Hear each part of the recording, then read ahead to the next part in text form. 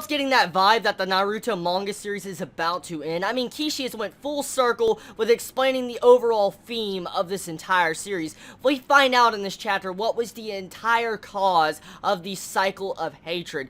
Indra and Ashura going into different people's bodies, for instance, Madara and Hashirama, and starting this cycle of hatred and making Hagoromo's children fight over and over. We get to see that the entire cycle of hatred has just been because of Hagoromo's decisions in the past when he chose Ashura over Indra. So this is really cool finding out about this, because now we know the entire theme and cause of the overall hatred that has been the series of what Naruto is trying to strive for to fix with overall peace. So I feel like this is a good thing. Now, all the theories that we had coming up in the last chapter, how I brought up most likely that Madara and Hashirama were probably the reincarnations of Indra and Ashura, so it was really obvious. It was, and it's even more obvious that we found out that Sasuke was Indra's reincarnation, but I'm not really complaining about those factors. All around, the plot in this chapter was absolutely breathtaking. This was one of my favorite chapters I've seen in a long time, with overall plot drop that was dropped on us. We found out more about the Naruto universe, found out about the entire world building,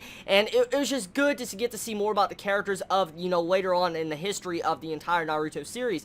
For instance, we find out more about Hagiromo's mother. She had the Byakugan, so that was interesting. This entire ability's never went far into. We never seen much into this ability. It's always been about the Sharingan, you know, or the Rinnegan. It's never been about the Byakugan, but finding out that Hagiromo's mother had this ability, she had the Sharingan, and the Byakugan was interesting to say the least. Now, I'm kind of curious exactly why did Hagiromo never pass down these genes? Did Hagiromo's brother have the Byakugan? I don't know, but it's very interesting. There's a lot of mysteries around that entire element right there. Hagiromo's brother is something I'm very curious to find out more, because I feel that's like the only way we can explain the Byakugan and how it came about, when, you know, we get to see that Indra and Ashura do not have these type of abilities. So, very curious about that one. That's a big mystery right there, but besides those entire factors, I feel like the artwork in this chapter was really good. I love the way Kishi really designed the Sage of Six Paths face, the way he drew the different characters and their different expressions, especially with the reincarnation scenes, and getting to see the freaking mother of Hagiromo's with all the freaking eyes inside on her face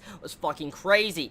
So, I feel like this chapter is very interesting, entertaining, definitely built the plot up, and I feel like Kishi is finally coming to the conclusion of the series. That's the vibes I'm getting.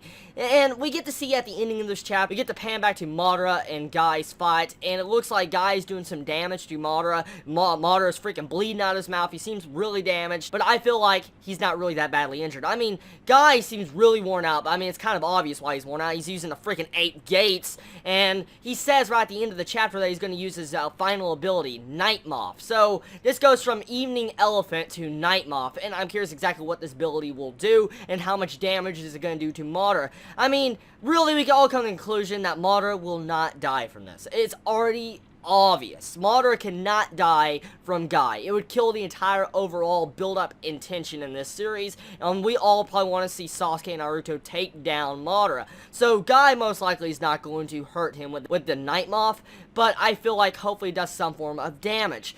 Now, I'm just very curious exactly how these chapters are going to play out. I mean, we know that most likely Naruto and Sasuke are going to have some form of new abilities. They're probably going to get an entirely new character design. They're probably going to get something that looks different from their natural self. They most likely will resemble Ashura and Indra a lot more when they get the whatever gift the Sage of Six Paths is giving them.